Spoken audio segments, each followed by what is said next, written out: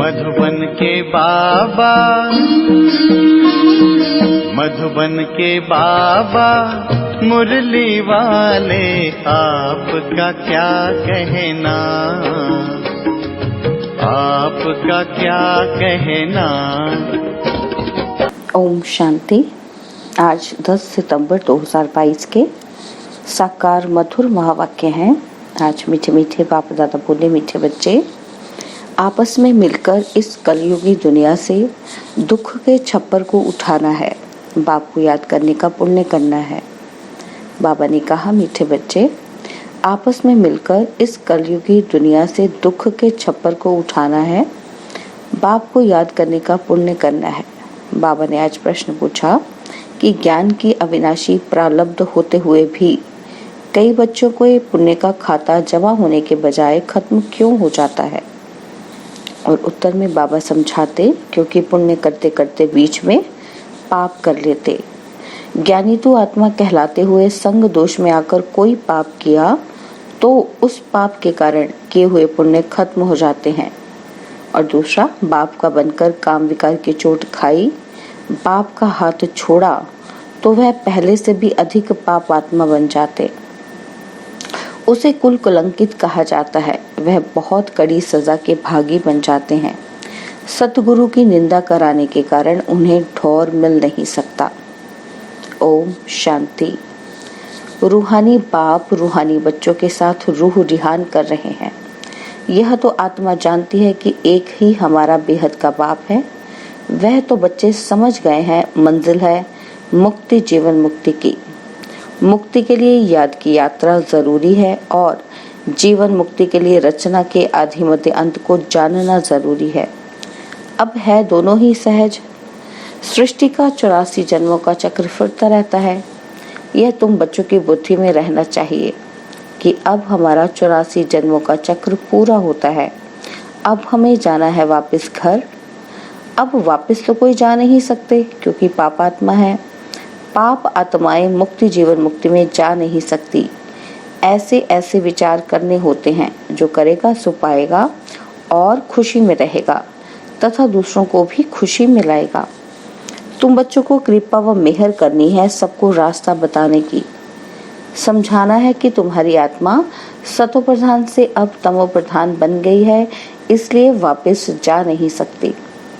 पुकारते भी हैं कि हे पतित पावन। बच्चे जानते हैं कि अभी पुरुषोत्तम संगम युग है। यह भी किसी को अच्छी रीति याद रहता है, किसी को याद नहीं रहता है, घड़ी घड़ी भूल जाता है। परंतु तुमको अगर संगम युग याद रहे तो भी खुशी का पारा चढ़ा रहे। बाप टीचर याद रहे तो भी खुशी का पारा चढ़ा रहे। किसी को बड़ा रोला बीच में पड़ता और किसी को थोड़ा पड़ता है, ये माना विघ्न। बाबा कहते पढ़ता तो जरूर है, कई ऊपर जाकर फिर नीचे आ जाते हैं। कोई की अवस्था अच्छी होती है तो दिल पर चढ़ जाते हैं, फिर नीचे गिरते हैं, तो की हुई कमाई चट हो जाती है। जैसे दुनिया में कितना दान पुण्य करते हैं इसलिए कि पुण्य आत्मा बने। फिर अगर पुण्य करते करते पाप कर्म करने लग पड़ते तो पाप आत्मा बन पड़ते हैं। तुम्हारा पुण्य है ही पाप को याद करने में। याद से ही तुम्हारी आत्मा पुण्य आत्मा बनती है। तो अगर बाप को ही भूल जाएं, दूसरे का संग लग जाए तो बहुत पाप करने से जो कुछ पुण्य किया वह भी खत्म हो जाता है। समझो आज दान पुण्य करते हैं, सेंटर खोलते हैं, कल फिर बेमुख हो जाते हैं तो पहले से भी जास्ती गिर जाते हैं, क्योंकि पाप करते हैं ना, तो वह खाता जमा के बदले ना हो जाता है। पहले बहुत अच्छी सर्विस करते थे, बात मत पूछो, फिर एकदम गिर जाते हैं। शादी कर लेते हैं, पहले से भी जास्ती खराब हो जाते हैं। पाप करने से वह फिर पाप का बोझा चढ़ता जाता है। जमा और ना की जैसे मुरादी संभाली जाती है ना, परंतु इन बातों को कोई भी समझने वाला ही समझे। पाप भी कोई हल्का कोई बड़ा होता है। काम का सबसे कड़ा, क्रोध सेकंड, लोभ उनसे कम, मोह उनसे कम नंबरवार होते हैं। काम की चोट खाने से फायदे के बदले नुकसान हो जाता है, क्योंकि सतगुरु की निंदा कराई तो ठोर पा न सके। वह दिल से उतर जाएंगे, बाप का बनकर बाप को छोड़ देते हैं। फिर उसके कर्म पर भी होता है कि कारण क्या, चल ना सका। अक्सर करके काम की चोट जास्ती लगती है, यही मुख्य दुश्मन है। कब क्रोध सुना कि क्रोध की एफिजी जलाई, बाबा कहते सुना कभी नहीं, काम ही की बनाते हैं। रावण ठहरा ना, बाप कहते हैं काम पर जीत पाने से जगत जीत बनेंगे। बिल्कुल हरा बैठे हैं तो जीत के बदले हार हो जाती है। बाप को बुलाते हैं कि हे पतित पावन आओ, काम से बहुत पीड़ित होते हैं। फिर कहते हैं कि बाबा काला मुंह कर दिया। बाबा कहेंगे तुम तो कुल कलंकित हो। क्रोध व मोह के लिए ऐसा नहीं कहेंगे, सारा मदार है काम पर। बुलाते हैं कि हे पतित पावन आओ, बाप आया है फिर भी पतित बनते रहे तो बाप क्या कहेंगे। साधु संत आदि सब कोई पुकारते हैं कि हे पतित पावन आओ। अर्थ कोई नहीं समझते हैं, कोई मानते हैं कि हाँ आने वाला है जो नई दुनिया स्थापन करेंगे, परंतु टाइम बहुत लंबा दे देने से घोर अंधियारे में गिर पड़ते हैं। ज्ञान और अज्ञान है ना। बाप समझाते हैं कि भक्ति में तुम जिसकी पूजा करते हो उसे जानते नहीं तो वह भक्ति किस काम की। ना जानने के कारण जो कुछ करते वह निष्फल हो जाता है। मनुष्य समझते हैं कि दान पुण्य करने से फल मिलता है, परंतु वह है अल्पकाल के लिए, काग विष्ठा के समान सुख। सन्यासी भी कहते हैं कि दुनिया में जो सुख मिलता है वह काग विष्ठा समान है, बाकी सब दुख ही दुख है। बाप कहते हैं मामेकम याद करो तो तुम्हारे सब दुख दूर हो जाएंगे। विचार करो कि हम कितना याद करते हैं। जो पुराना हिसाब खत्म भी हो और नया जमा भी ना हो, पुराना खत्म भी हो और नया जमा भी हो। तो बाबा कहते हैं ये विचार करो कि तुम क्या करते हो, कितना याद करते हो। कोई कितना जमा करते हैं, इसमें धन आदि की बात नहीं है। यह तो है कि पाप कैसे मिटे। मूल बात है ही पवित्र बनने की। ऐसे भी नहीं कि समझो कि बाबा को लिख कर देने से कोई जन्म जन्मांतर का खत्म हो जाएगा। पापों का बोझा जन्म जन्मांतर का बहुत है, वह सब नहीं करते हैं। इस जन्म में जो किए हैं उसकी हल्काई हो जाती है, बाकी तो मेहनत बहुत करनी पड़े। जितना याद में रहेंगे उतना पापों का बोझा हल्का होता जाएगा। कोई बच्चे बहुत मेहनत करते हैं, लाखों को रास्ता बताते हैं, 84 जन्म का चक्कर समझाते हैं। जन्मों के हिसाब को तुम जानते हो। विचार करो कितना योग बल है। हमारा जन्म कब होगा? सतयुग आदि में हो सकेगा। जो बहुत पुरुषार्थ करेंगे वही सतयुग आदि में जन्म ले सकेंगे। वह कोई छिपा थोड़ी रहेगा। ऐसे मत समझो कि सभी कोई सतयुग में आएंगे। कोई तो पिछाड़ी में आकर थोड़ा बहुत ले लेते हैं। जो जास्ती कमाई करते हैं वह जल्दी आते हैं, कम कमाई करते तो देरी से आते हैं। इसलिए पाप को तो बहुत याद करना चाहिए और है भी बहुत सहज। जो अच्छी रीति याद करेंगे उनको खुशी रहेगी। हम जल्दी नई दुनिया में आएंगे। राजा बनना है तो प्रजा भी तो बनानी है ना। प्रजा ही नहीं बनाएंगे तो राजा कैसे बनेंगे। कोई सेंटर खोलते हैं, उनकी कमाई भी बहुत होती है। फायदा होता है तो 2-3 सेंटर भी खोलते हैं। सेंटर तो बाबा भी खोलते रहते हैं। जो करते हैं उनका हिसाब उसमें आ जाता है। मिलकर तुम सब दुख का छप्पर उठाते हो ना। सबको कंधा मिलता है ना, तो हिसाब सबको मिलता है। जितना मेहनत करते हैं उतना ऊंच पद मिलेगा। उनको खुशी भी बहुत होगी। देखा जाता है कि कितनों का उद्धार किया। सर्विस बहुत अच्छी करते रहते हैं। जैसे मिसाल देते हैं मम्मा का। मम्मा ने बहुत अच्छी सर्विस की तो उनका कितना कल्याण हो गया।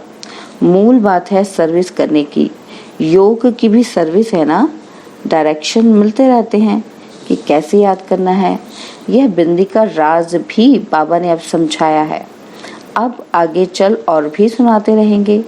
दिन प्रतिदिन उन्नति होती जाएगी। पॉइंट्स निकलती रहती हैं। बहुत डिफिकल्ट भी नहीं है, सहज भी नहीं है। जो सर्विस में तत्पर हैं वह झट पॉइंट को पकड़ लेते हैं। जो सर्विस में नहीं रहते उनकी बुद्धि में कुछ भी नहीं बैठता। बिंदी बिंदी कहते रहते, परंतु कैसे बिंदी को याद करें, कैसे बिंदी को देखें, है बहुत सहज बात। कोई बिंदु को सामने रख थोड़े याद करना है। यह तो समझने की बात है। आत्मा कितनी छोटी बिंदी है। आत्मा का नाम, रूप, देश, काल कोई बता नहीं सकेगा। परमात्मा के लिए पूछते हैं कि उनका नाम, रूप, देश, काल क्या है। बेसमझ मनुष्य न आत्मा को जानते न परमात्मा को जानते हैं। यहाँ भी है कि जो पूरी रीति नहीं जानते हैं, सिर्फ बाबा बाबा कहते रहते, नॉलेज कहाँ सीखते हैं। कुछ भी सर्विस करते ही नहीं, खाते रहते हैं। जैसे सन्यासियों के पास भी अवधूत होते हैं, तो करते नहीं, खाते रहते हैं। बाकी सन्यास धारण किया है, विकार से छूट गए, वह भी कम बात नहीं। बाबा समझाते हैं कि तुम पवित्र थे, अभी अपवित्र बन गए हो। तुमने ही 84 जन्मों का चक्र लगाया है। इन बातों को भी मनुष्य समझ नहीं सकते। भक्ति बिल्कुल अलग है, ज्ञान बिल्कुल ही अलग बात है। रात दिन का फर्क है। तुम जानते हो कि हमको पुरुषार्थ से लक्ष्मी नारायण जैसा बनना है, तो श्रीमत पर पूरा चलना है। मेहनत तो है, बाकी ये बीमारी आदि तो चलती रहेगी। यह निशानी अंत तक दिखाई देगी, फिर गुम हो जाती है। फिर कोई दुख नहीं रहेगा। बाप को कहते ही हैं कि दुख हरता सुख करता। हे लिबरेटर, रहम करो, तो फिर सब दुख से छूट जाते हैं। दुख में ही मनुष्य बहुत सिमरन करते हैं कि हे प्रभु, हे राम। दुख के टाइम सब कहेंगे कि भगवान को याद करो, परंतु भगवान कौन है ये कोई नहीं जानते। सिर्फ कहेंगे गॉड फादर को याद करो, खुदा को याद करो। तुम तो अच्छी रीति जानते हो कि वह हमारा बाप है। बाप ही सिखलाते हैं अपने को आत्मा समझ मुझे याद करो। भक्ति मार्ग में ऐसे कहेंगे कि क्या अपने को आत्मा समझ बाप को याद करो? नहीं। कितने प्रकार की अथाह भक्ति है। ज्ञान एक ही है। समझते हैं भक्ति से भगवान मिलेगा। भक्ति कब से शुरू होती है, कौन जास्ती भक्ति करता है, यह किसी को पता नहीं है। क्या अर्जुन 40,000 वर्ष भक्ति ही करते रहेंगे?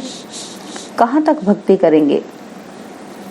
अभी तुम जानते हो कि इतना समय भक्ति चलती है, इतना समय ज्ञान चलता है।